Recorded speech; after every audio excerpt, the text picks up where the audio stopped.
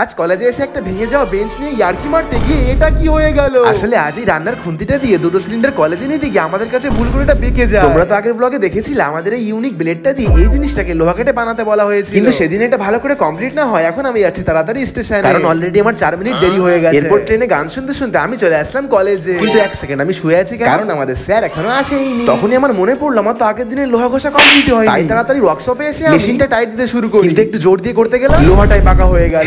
আমার গায়ে এত জোর, তাই ভাবলাম এই বাচ্চার সঙ্গে একটু পাঞ্জা করা যাক, কিন্তু আমি হেরে গেলাম। তাই মন খারাপ করে চলে এসেছিলাম রুমের মধ্যে। ঠিক তখনই আমার নজর গেল ওই সামনের রুমটার উপর। জানো এই রুমটা আসে আমাদের একদম মানা, কারণ এখানে লাইটের তার, বেঞ্চ, বাল্ব সবকিছু ভাঙা রয়েছে। এদিকে আমার সুন্দর মাথায় একটা শয়তানি বুদ্ধি আসছে, পুজোর আগে আজই তো কলেজের লাস্ট দিন, তাহলে একটু তো বদমাশি করাই যেতে পারে। তাই অন্য দরজা দিয়ে ঘরের মধ্যে ঢুকে আমি আর আমার বন্ধু সেই ভাঙা বেঞ্চটা নিয়ে মস্তি শুরু করে দিলাম, কিন্তু একটু ইয়ার্কি মারতে গিয়ে কাঠের এই ছোলা অংশ লেগে আমার হাত দিয়ে ছুলে গেল, পাশাপাশি আমার কুনুয়ের নিচে ড্রেসের অংশটাও ছিঁড়ে যায়। কিছু একটা করতে গেলেই উল্টো পাল্টা হয়ে যায়, তাই আমি চলে এসেছিলাম একটু বাইরে। তখন একটা স্যার আমায় দূর থেকে বললো 2-3টা ছেলেকে নিয়ে কলেজের বাইরে গ্যাস রাখা আছে, ওটা নিয়ে আসতে, কান্নাটা এসে করবি তাড়াতাড়ি যা প্রথমে। তাই কান্না চেপে রেখে হাসতে হাসতে আমরা প্রথমে একটা সিলিন্ডার নিই। এদিকে এই দুইজন রান্নার খুন্তিটা দিয়ে সিলিন্ডার নেওয়ার চেষ্টা করে, কিন্তু খুন্তিটাই বেঁকা হয়ে যায়। না ভাই এই কলেজে আর একটু থাকলে আমার সঙ্গে কি যে হবে। কিন্তু বাড়ি যাওয়ার ট্রেনে উঠতে তোমরা এই যে নারকেলটা দেখতে পারছো, ওটা একটু আগে আমার ঘাড়ের উপরে পড়েছে। ভাবছি পরের দিন থেকে প্লেনে আসবো, ততক্ষণ সাবস্ক্রাইব করো।